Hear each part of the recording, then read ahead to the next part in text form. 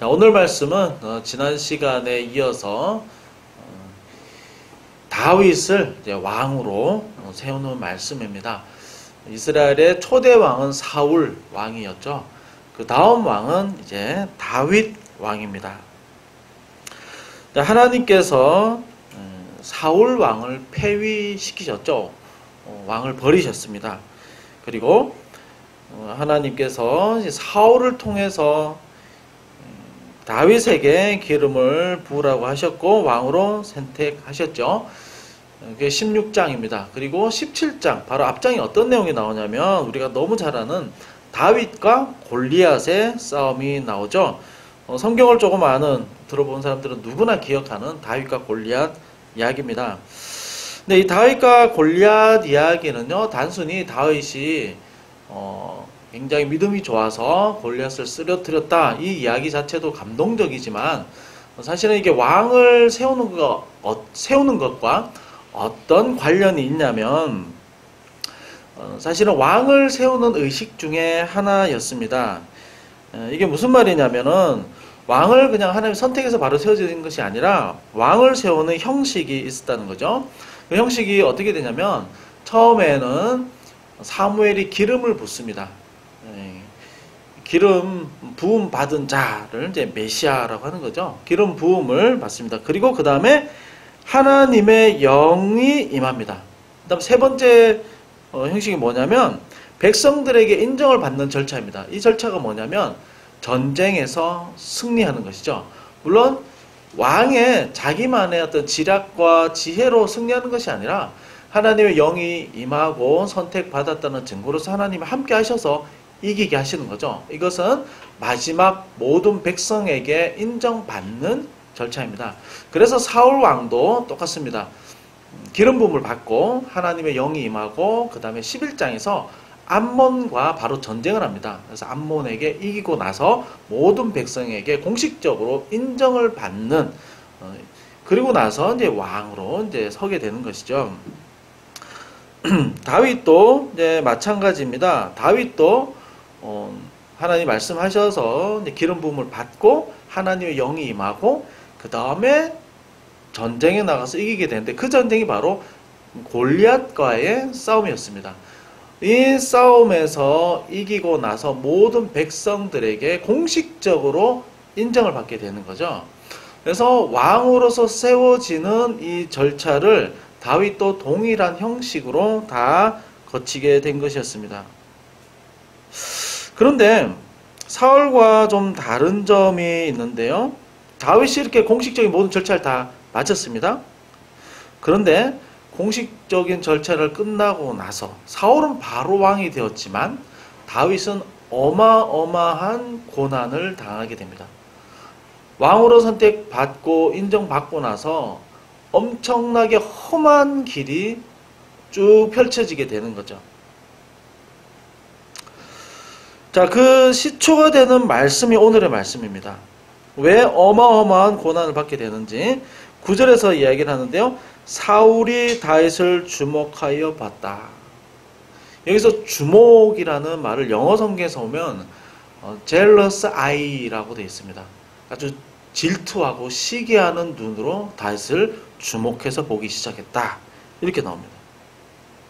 자, 이 질투는 어떤 질투냐면 방금 말씀에서 나왔듯이 사울은 천천히요 다윗은 만만히로다 이 말 때문에 사울이 아주 기분이 나빠서 너무 불쾌했습니다. 내가 왕인데 저 조만한 소년이 나보다 더 인기가 있어? 나보다 더 사람들에게 칭송을 받아? 나보다 더 낫단 말이야? 그러면 다윗이 앞으로 가질 것은 이 왕위 말고 뭐가 더 있겠느냐? 이런 이야기를 하는 거죠. 그리고 나서 이 질투라는 것은 불같은 질투였습니다. 다윗을 없애버려야 되겠다. 이 질투가 얼마나 가고 이 시기가 얼마나 강했는지 이 다윗을 없애버려야 되겠다는 결심까지 간 거죠. 그래서 18장에서만 오늘 말씀 이후로 나오는 이 18장 안에서만 다윗이 죽을 고비를 3번이나 넘깁니다.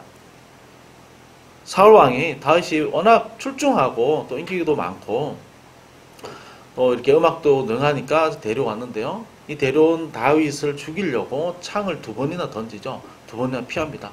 그리고 자기 딸을 이제 주려고 하는데요. 그냥 순수하게 좋아서 준 것이 아니라 오늘 말씀해 보면 18장 이후에 보면은 이 딸을 빌미로 해서 블레셋에 가서 100명을 죽여서 그 증거를 가져와라.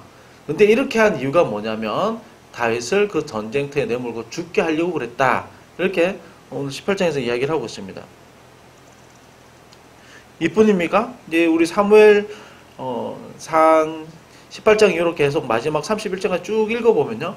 엄청난 죽음의 위기를 계속해서 겪게 됐죠. 직접 죽이려도 안 되니까 나중에 다윗이 도망갔습니다. 그러니까 이스라엘의 모든 무대를 다 동원해가지고 다윗을 잡으려고 쫓아다녔죠. 아주 샅샅이 뒤집니다. 다윗이 도저히 안 돼가지고 해서는 안 되는 일까지 하죠. 자기 나라를 벗어납니다. 이스라엘을 벗어나서 다른 블레셋에 가서 미친 척까지 하게 되는 거죠. 그렇게 하면서 목숨을 연명했습니다. 너무 심각한 고통을 당하죠. 그리고 실제 왕 위에 옹립이 되는, 실제 공식적으로 왕으로 인정이 되어서 그 자리에 앉게 되는 그 순간은 사무엘하 5장에 가서야 비로소 실제적인 왕이 됩니다. 그러니까 17장 골리앗을 이기고 나서 어마어마한 고난이 이제 시작되는 겁니다. 왜 다윗은 이렇게 많은 고난을 당해야 될까요? 아마 성경에서 고난 많은 사람 1, 2, 3순위 꼽으라 한다면 아마 다윗이 순위 안에 아마 들 수 있을 정도로 엄청난 고난을 당합니다. 다윗은 사울 왕과 너무너무 다른 길을 걷고 있는 거죠. 왜 이런 고난을 당해야 할까요? 다윗은 자기가 선택한 것도 아니었습니다. 그냥 자기 집에서 양을 잘 치고 있었는데 오늘 사무엘이 나타나서 너가 왕이야 하고 오늘 갑자기 선택을 받은 겁니다. 너무 좋았겠죠? 전쟁터에 나갔는데 이겼습니다. 많은 사람들이 너무 좋아합니다. 얼마나 흥분되고 얼마나 기분 좋았겠습니까? 그러나 이것은 내가 선택한 일이 아니지 않습니까? 내가 하려고 해서 한 것도 아니었습니다. 왜 하나님은 이런 길로 인도를 하실까요? 사람들이 너무 예기치 못한 고통을 당하면 항상 이런 의문이 들죠. 내가 뭘 잘못해서, 내가 뭘 잘못했길래 이런 고난을 당해야 되나, 고통을 당해야 되나. 왜 선택한 사람에게, 하나님 그것도 특별히 선택한 사람에게 이런 엄청난 고난을 주실까요? 오늘 말씀을 보면서 왜 다윗에게 고난을 허락하시는가, 여기에 대해서 우리가 한번 찾아보고자 합니다. 두 가지 정도로 찾아보고자 하는데요. 첫 번째는 온전한 지도자로 세우기 위해서였습니다. 우리가 지난 시간에 보았는데 사울 왕을 하나님이 버렸습니다. 왜 버렸을까요? 사무엘이 사울에게 찾아가서 그의 잘못을 지적할 때 15장 17절에서 이런 말씀을 했죠. 처음에 당신이 스스로 작게 여길 때 하나님이 높여주지 않았습니까? 당신이 왜 이런 일을 합니까? 왜 당신 자신을 높이고 하나님을 업신여기고 하나님이 당신을 선택했는데 하나님 당신이 왕인데 왜 당신은 하나님보다 더 높아지셨습니까? 왜 하나님께 순종하지 않습니까? 그러면서 폐위를 통보를 하죠. 폐위를 통보하면서 순종이 제사보다 낫고 라고 이야기를 하는 겁니다. 순종이 제사보다 낫고, 이 말은 폐위를 결정한 통보문인 거죠. 굉장히 어떻게 무서운 말인 겁니다. 당신 하나님 버렸습니다 하면서 통보하는 그 이야기 가운데 순종이 제사보다 낫고 라고 이야기를 한 겁니다. 사울은 처음에 굉장히 겸손했습니다. 겸손할 수밖에 없는 또 환경이라고 그랬죠. 베냐민 지파는 사사기 마지막에서 너무 심각한 범죄 때문에 하나님 심판에서 거의 멸절하기 전에까지 간 그 지파가 베냐민 지파였는데요. 베냐민 지파 하면 이 당시에 성적으로 타락해서 진멸받은 지파, 너무 죄가 많은 지파, 이런 인식이 있었던 지파인데 거기서 하나님 선택했다는 겁니다. 겸손할 수밖에 없었던 거죠. 그런데 사울이 왜 이렇게 돌변해버렸을까요? 왜일까요?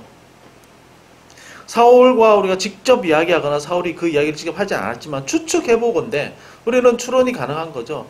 스스로 작게 여겼을 때 하나님이 그를 높여주셔서 왕으로 삼았다면 스스로 굉장히 높아진 거죠. 스스로 높아졌다면 무엇 때문에 높아졌겠습니까? 그 권력과 왕이 주는 그 달콤한 그 모든 재물과 그 힘들이지 않겠습니까? 이 권력과 힘과 재물과 모든 누릴 수 있는 모든 환경을 누가 주신 겁니까? 하나님이 주셨던 겁니다.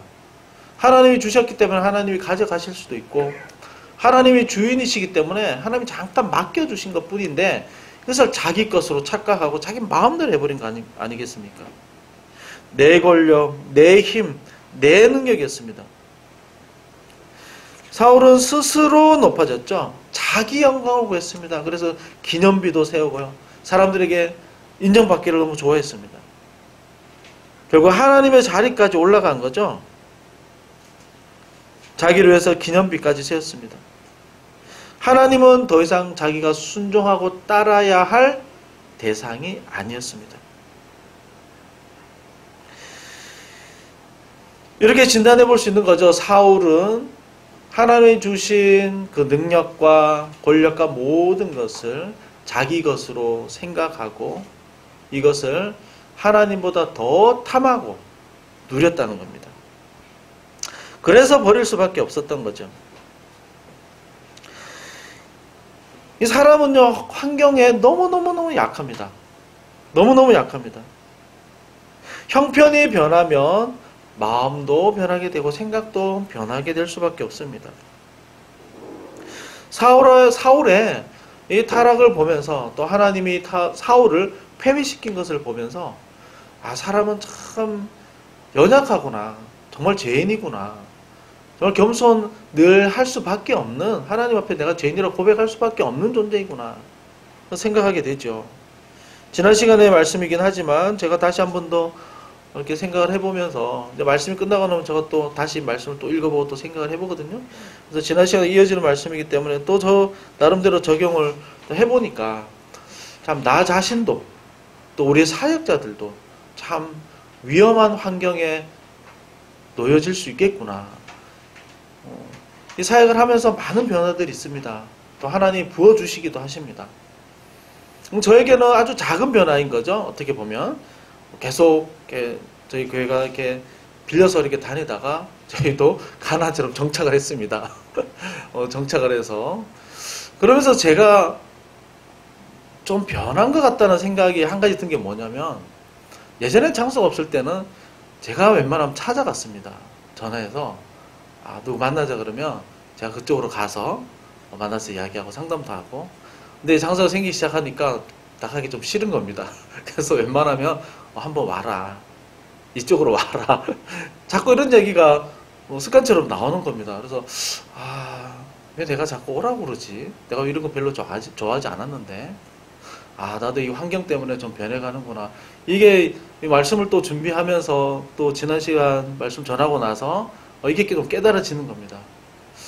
그래 원래 없을 때는 이렇게 부지런히 다녔는데 이런 모습을 다시 좀 회복해야 되지 않을까 이런 생각을 하게 되는 겁니다.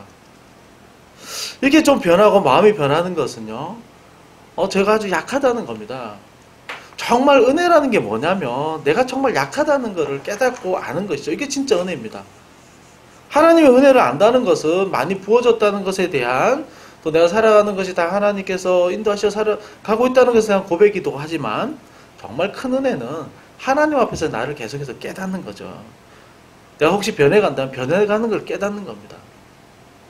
더 은혜 주시면요 하나님 앞에 설 때 내가 진짜 원래 어떤 모습이었는지 그를 알게 하시는 것이 진짜 은혜인 겁니다. 그래서 진짜 은혜가 있으면 심령이 늘 가난할 수밖에 없는 겁니다. 그런데 이 은혜가 없으면요 그냥 자연인의 본성으로 돌아갑니다.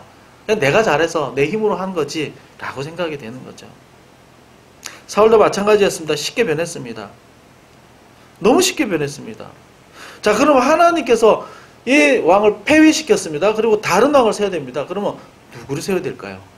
어떤 사람을 세워야 될까요? 어떤 조건의 사람? 어떤 지금으로 치면 스펙의 사람? 타고난 자질이 가문이 좋은 사람?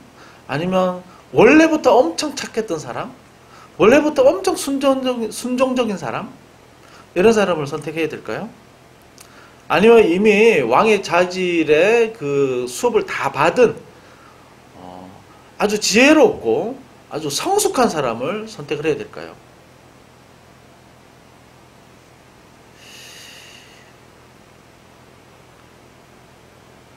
이 사울의 모습을 보게 되면 하나 알게 되는 것이 뭐냐면 원래부터 좋은 사람이 있었을까?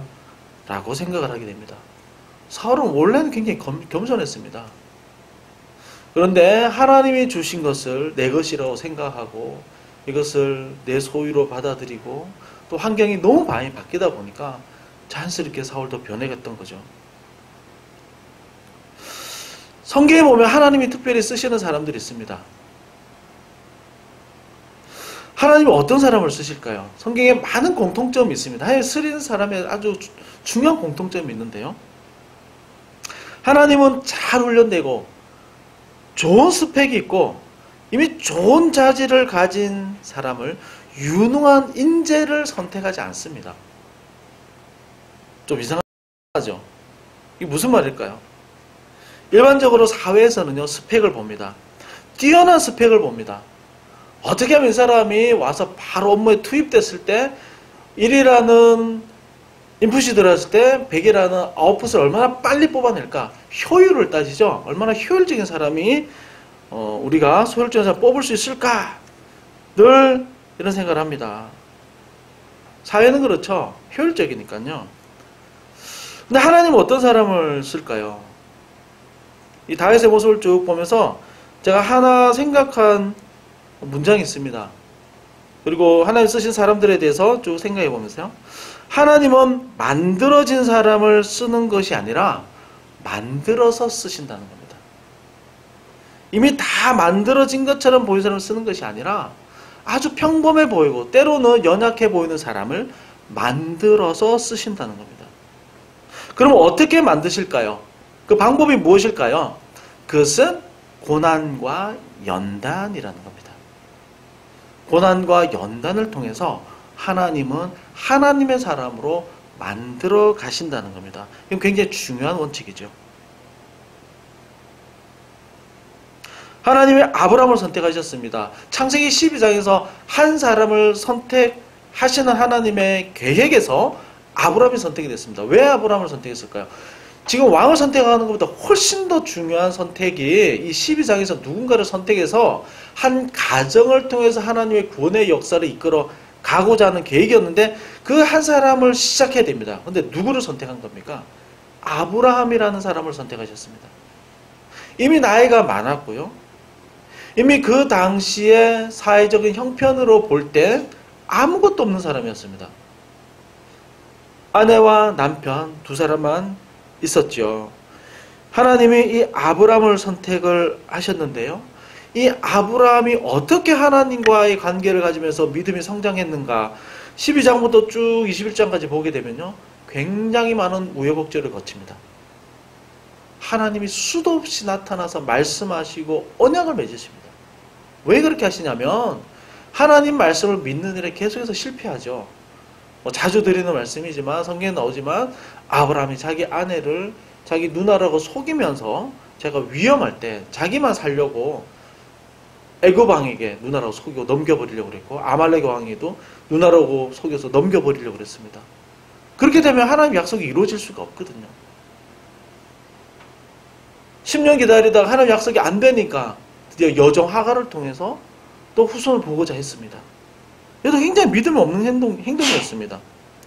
그러나 하나님은 계속해서 다듬으시죠. 계속해서 만들어 가시면서 결국엔 아브라함이 어떤 믿음까지 성장이 되죠?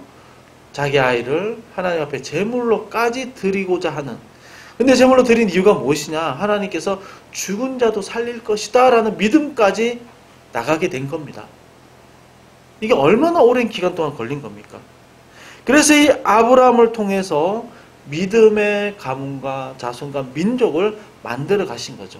처음부터 아브라함이 이런 믿음이 있었던 것이 아닙니다. 하나님이 쓰실 만한 사람이 아니었습니다.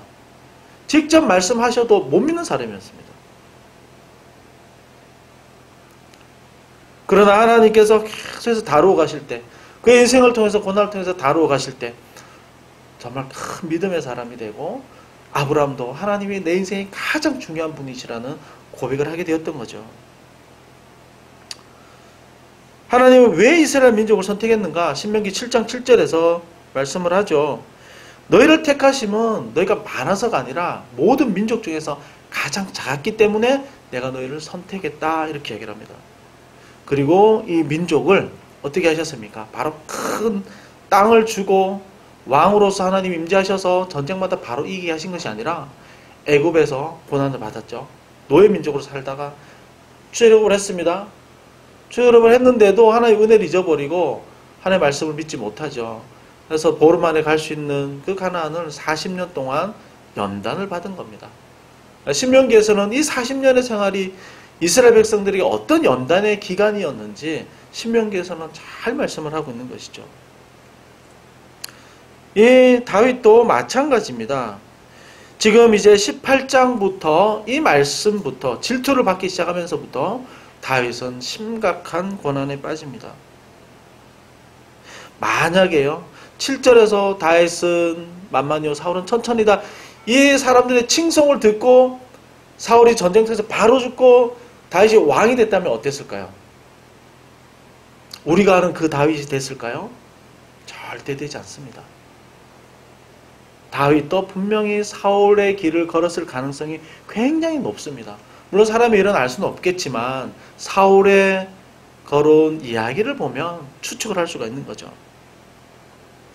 이 오랜 너무나도 기가 막힌 말도 안 되는 다윗의 입장에서는 정말 기가 막힌 이 과정입니다.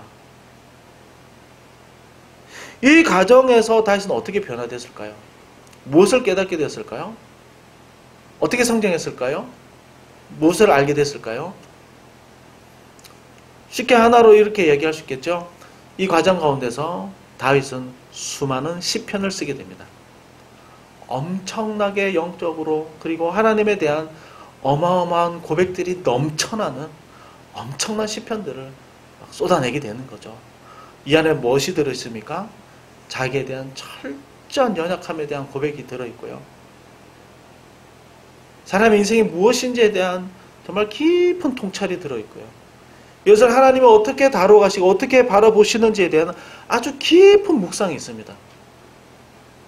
이 시편은 예수님 오실 때까지 너무나도 귀하게 우리의 신앙의 자산이 될 수밖에 없는 너무나 귀한 말씀인 거죠.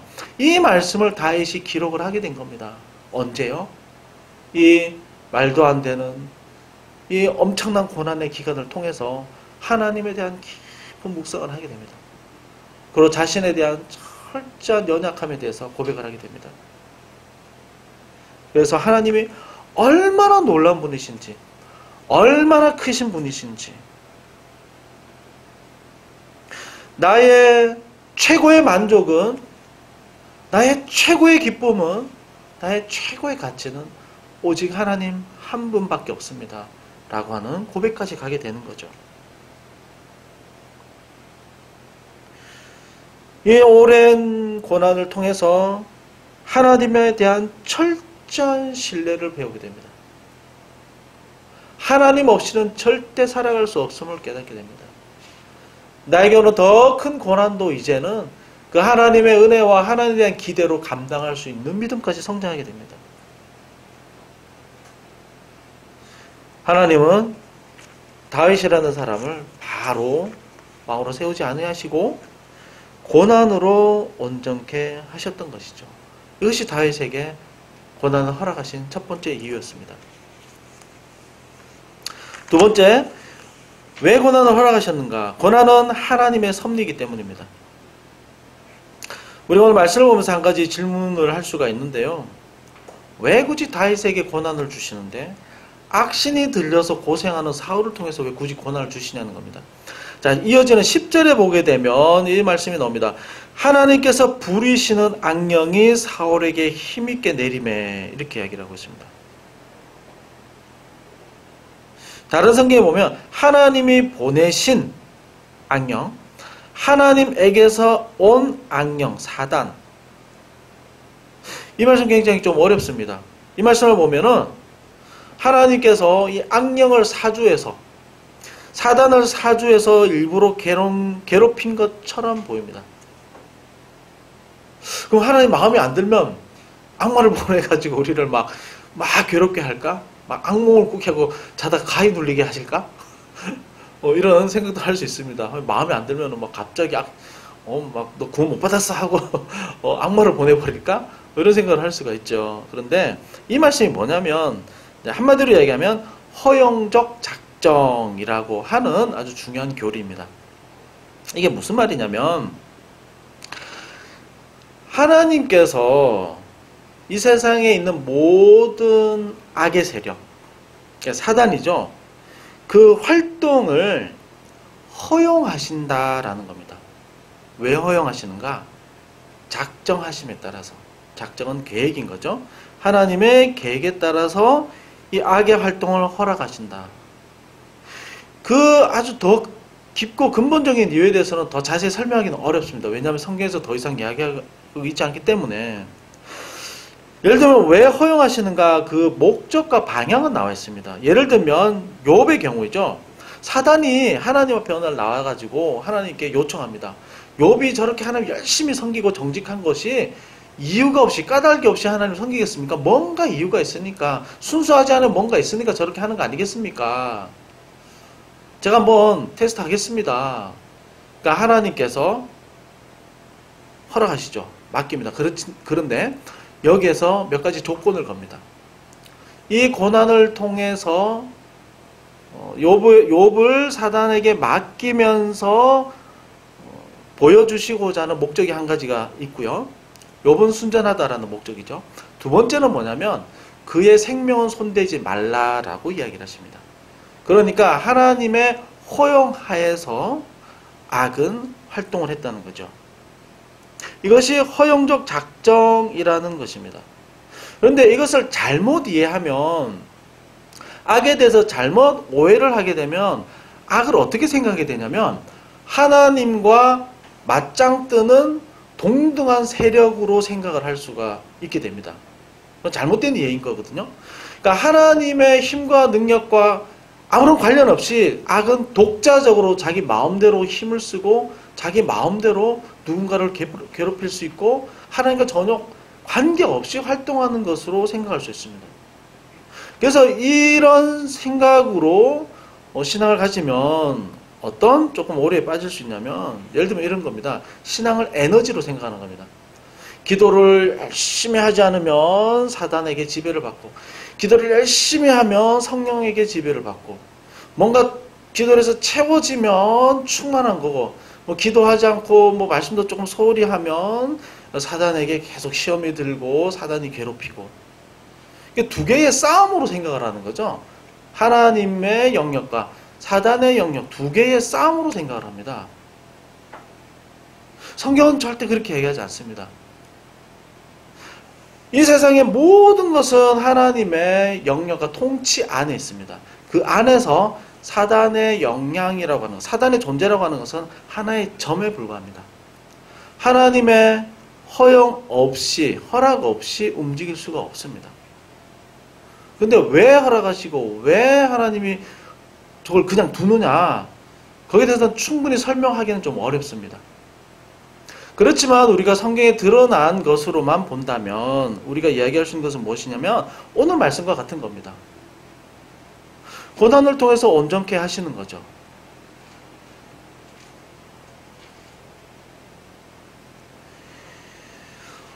왜 사랑하는 자에게 고난을 주시는가? 우리가 구원을 받았지만, 너희가 의롭다 하는 칭의로 우리가 구원을 받았지만 여전히 우리는 죄의 오염 가운데 있습니다. 죄의 영향력 가운데, 오염 가운데 있습니다. 이건 우리가 살아가면서 기도하면서 해결받아야 되고 우리가 점점 나아져야 되는 부분이죠. 이것을 성화라고 합니다. 이것을 위해서 하나님은 악을 허용하시죠. 하나님의 목적에 따라서 이 악을 허락하십니다. 우리의 악함이 아직도 남아있고요. 우리의 죄성이 아직도 남아있습니다. 이것은 저 자신만 보더라도 너무너무 아직 많이 남아 있습니다. 바울이 고백했던 것처럼 오라 나는 곤고한 자로다. 이 사망의 몸에서 누가 나를 건져내라. 이것이 하나님 그 거룩한 빛 아래 설 때에 우리가 늘 고백할 수밖에 없는 고백인 것이죠. 이것을 어떻게 우리가 제어를 할 수 있을까요? 다루갈 수 있을까요? 우리의 자연인의 본성으로서는 불가능합니다. 그래서 하나님은 조금 어렵지만 징계를 통해서, 좀 어려움을 통해서 우리를 다루어 가시는 거죠. 어떤 방향으로요? 더욱 거룩해지게, 하나님 앞에 성숙할 수 있도록 예수 그리스도의 장성한 분량에 이르기까지 우리를 다루어 가시는 겁니다. 우리의 본성은요, 원래 굉장히 나 중심적이고요, 이기적입니다. 말씀 중심적이지가 않습니다. 그러나 하나님은 선택한 자녀 온전하게 만들어 가시는데 성령이 오심으로 선한 것을 할 수 있는 의지를 주시는 거죠. 그 의지가 약해지거나 때로는 우리가 죄악에 빠질 때 하나님께서는 때로는 고난을 허락하시는 거죠. 그래서 이 고난으로 하나님 앞에 순종을 배울 수 있습니다. 예수님이 이것을 보여주셨습니다. 예수님은 전혀 죄가 없으신 분이셨습니다. 그러나 이 땅에 육체로 살면서 고난으로 하나님께 순종을 배웠다, 이렇게 말씀을 하고 있습니다. 히브리서 5장 7절 8절에서 육신으로 계실 때 받으신 고난으로 순종함을 배워서라고 말씀을 하고 있죠. 예수님은 십자가를 앞두고요, 십자가 고난을 피하고 싶었습니다. 그래서 이 잔을 내게서 옮겨주십시오라고 하나님께 기도를 했죠. 육신의 생각은 편한 것입니다. 고통을 싫어합니다. 그러나 예수님은 바로 기도하셨죠. 내 원대로 마시고 하나님의 뜻대로 되기를 원합니다. 그리고 십자가의 그 고난의 잔을 받으셨습니다. 그의 고난으로 하나님 앞에 순종을 배웠다 말씀을 하고 있죠. 우리가 일상생활에서도 경험할 수 있는 부분 가운데 하나입니다. 모든 성장이라는 것은 고통 없이 일어나지 않습니다. 아이들이 자라면서, 우리가 자라면서도 성장통이라는 것을 경험을 했죠. 이유 없이 아픕니다. 근데 자라면서 우리가 사춘기 때, 청년 때 경험했던 거죠. 어린 아이들도요, 걷기 시작할 때 수천 번 넘어진다고 그럽니다. 계속해서 넘어집니다. 얼마나 무릎이 아프고 엉덩이가 아프겠습니까?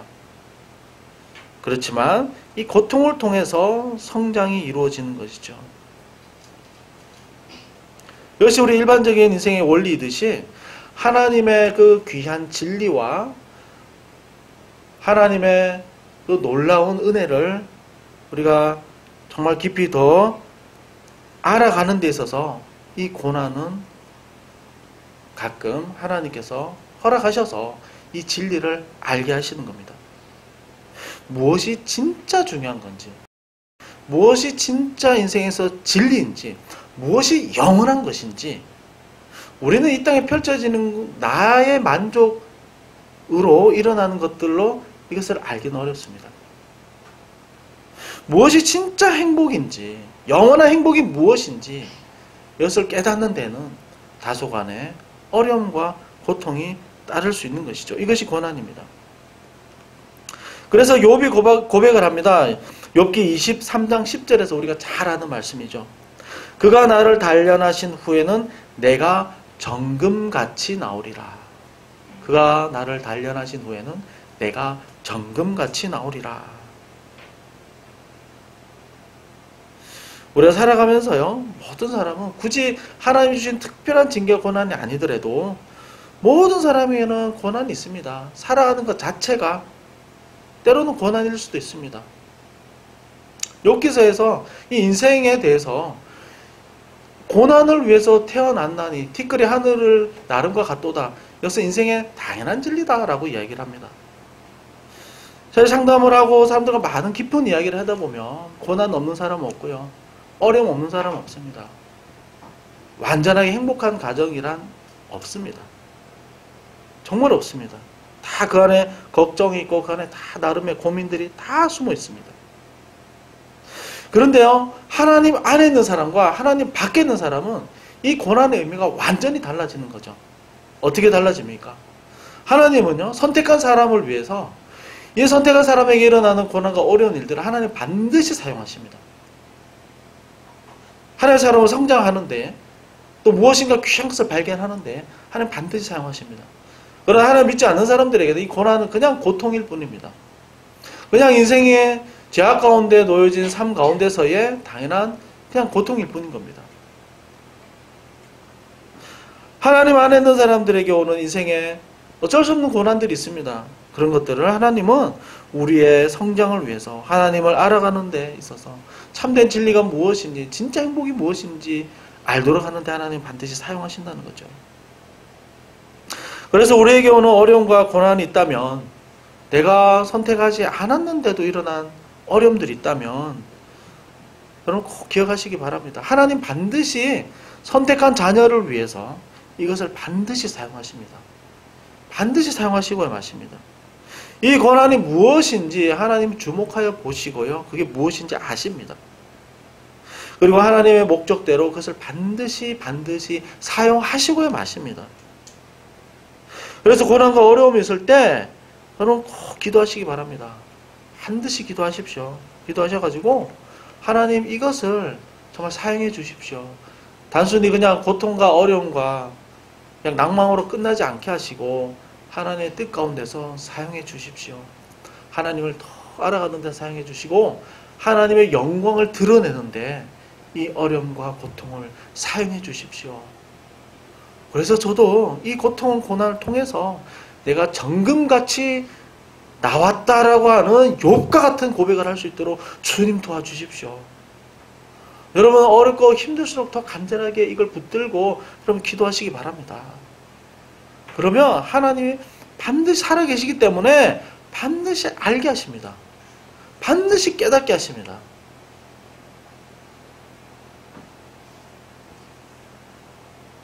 요셉이 억울하게 형들에게 팔려가지고 얼마나 고생 많이 했습니까? 총리가 되고 나서 그 과거를 돌아볼 때 복수한 것이 아니라 나를 이곳에 보낸 것은 형님들 당신들이 아니요 하나님이 나를 이곳에 보내셨습니다 하는 고백이 어떻게 이런 고백이 가능하겠습니까? 그것은 바로 이 고난을 하나님께서 이렇게 사용하셨구나, 하나님께서 이렇게 다루어 가셨구나, 이것을 통해서 내가 정말 기도하게 되었고 하나님에 대한 귀한 진리를 알게 되었고 영원한 것을 소망하게 되었구나, 그리고 그리스도의 장성한 분량에 이르기까지 하나님께서 나를 변화시켜 주셨구나, 이것을 깨닫게 되었던 거죠. 그래서 그 언젠가 우리가 이 기도 가운데 분명히 고백하게 될 겁니다.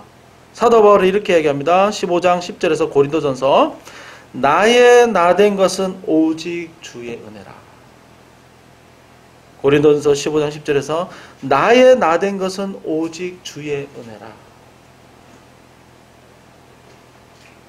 그의 몸에 육체의 가시, 다른 사람이 볼 때 사단이 줬다라고 하는 너무나도 고치기 힘든, 그리고 결국 고쳐지지 않은 그런 병이 있었지만 내 은혜가 너에게 족하다라고 말씀하시는 것을 들으면서 바울은 자기 인생을 통해서 지금까지 살아온 것, 지금 나의 나된 것은 하나님의 은혜로 내가 이렇게 된 겁니다 라고 고백하게 된 거죠.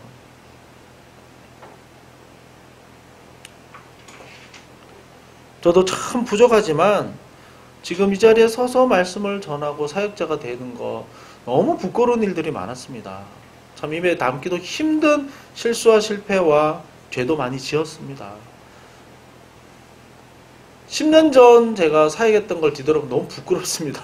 어떻게 사역을 그렇게 했을까. 참 그때 또 말씀 전한 거 다 기록이 남아있는데요. 아이고 이걸 어떻게 또 설교를 했나, 내가 그렇게 살면서 너무 그거는 쳐다도 안 봅니다. 쳐다도 안 보는데요.